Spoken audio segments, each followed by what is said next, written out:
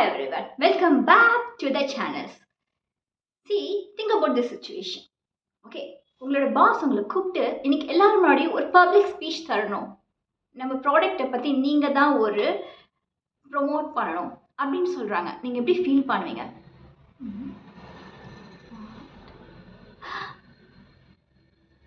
அப்படி இல்லைன்னா இந்த சுச்சுவேஷன் யோசிச்சு பாருங்கள்.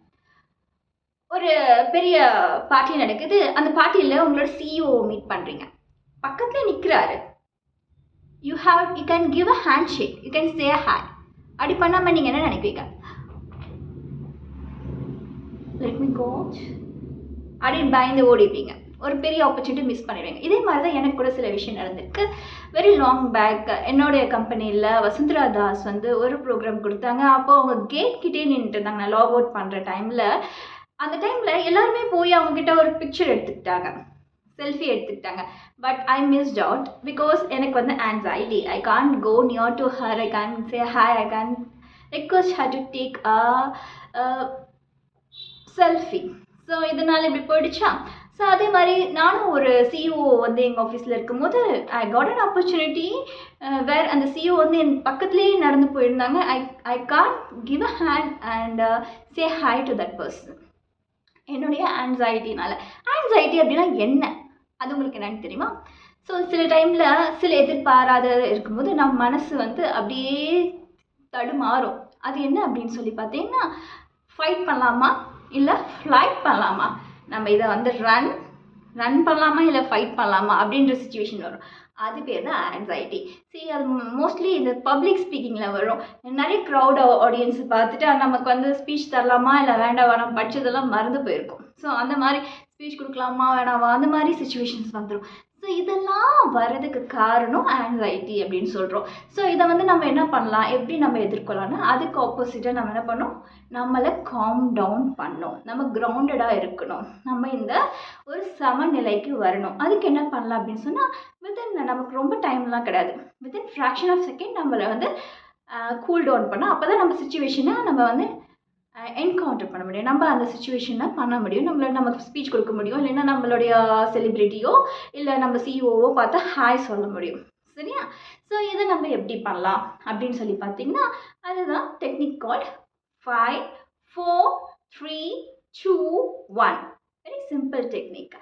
இது coping the anxiety. So what you do to 5, நீங்கள் உங்கள் பக்கத்தில் இல்லை உங்களோட சுற்றி அரௌண்டில் ஏதாவது ஒரு 5 திங்ஸை நீங்கள் பார்க்கலாம். ஃபார் எக்ஸாம்பிள் ஒரு பென், ஒரு டெஸ்க், இல்லைன்னா பீப்புள், அவங்கள பார்க்குறது. You can see them. Okay, இப்படி நம்ம see பண்ணால் நம்ம அந்த ஆன்சைட்டிலேருந்து டிஃப்ளெக்ட் பண்ணிடுவோம், நம்ம அதுலேருந்து வெளியே வந்துடுவோம். ஓகேவா? This is 5.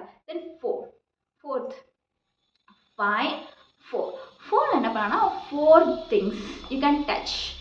Maybe you can touch your hair. நம்ம ரஜினி ஸ்டைல் தான், ஹேர் டச் பண்ணலாம். அப்படின்னா you can give a hand shake to that person. Or you can touch things like pen, pencil or note pad. So உங்களோட anxiety போயிட்டு நீங்கள் cool down ஆகிடுவீங்க. Next 3 things smell பண்ணலாம். For example 3 திங்ஸை here பண்ணலாம். Hearing அப்படின்னு சொல்லி பார்த்தீங்கன்னா, நீங்கள் இருக்கிற இடத்துல ஏதாவது ஒரு மியூசிக்கோ இல்லை யாராவது பேசிகிட்டு இருக்கிறதோ அதை நீங்கள் காது கொடுத்து ஃபோக்கஸ் பண்ணி நீங்கள் ஹியர் பண்ணலாம். அப்போ உங்களுக்கு அந்த காம் டவுன் சுச்சுவேஷனுக்கு நீங்கள் வந்துடுவீங்க. ஓகே, அதுக்கப்புறம் 2 things you can smell it. நீங்கள் இருக்கிற பிளேஸ்லேயே ஏதாவது ஒரு ஸ்மெல், மேபி பர்ஃப்யூம் ஸ்மெல், இல்லைன்னா அந்த அட்மாஸ்பியரிக் ஸ்மெல், அப்படி இல்லைன்னா அந்த ஏதாவது ஒரு பக்கத்தில் இருக்கிற கேண்டில் ஸ்மெல், அந்த மாதிரி ஏதாவது ஒரு சென்ட், அந்த மாதிரி ஸ்மெல்ஸ் நீங்கள் you can smell it and that will calm down you. Then first one technique number 1 என்ன பண்ணலாம் அப்படின்னு சொல்லி பார்த்தீங்கன்னா, அந்த இடத்துல நீங்கள் இன்னைக்கு காலையில் என்ன நடந்தது, இல்லை உங்களுடைய ஏதாவது ஒரு மெமரபிள் சுச்சுவேஷன், ஹாப்பியஸ்ட் மூமெண்ட்டை அப்படியே யோசித்து அப்படி விஷுவலைஸ் பண்ணி அப்படி கண் திறந்து பார்க்கலாம். So that would calm down you very well. அது அப்பயும் நீங்கள் ஆன்சைட்டியை சமாளிக்கலாம். Okay, so this is the one of the most easiest and it's a useful technique which will help you to calm down. So யார் வந்து ஆன்ஷியஸாக இருக்கிறவங்ககிட்ட பேச மாட்டாங்க, ஆன்ஷியஸாக இருக்கிறவங்ககிட்ட எந்த ஒரு சில விஷயம் மறந்து போயிடும், அவங்களால வந்து ஒரு டேலண்டடாக எதுவுமே செய்ய முடியாது. So you should try to make yourself calm so that people come and interact with you.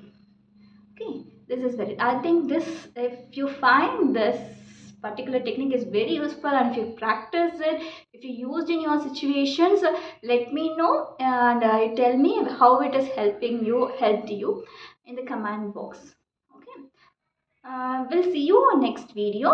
Till then, stay calm, stay blessed, stay grounded. Bye bye.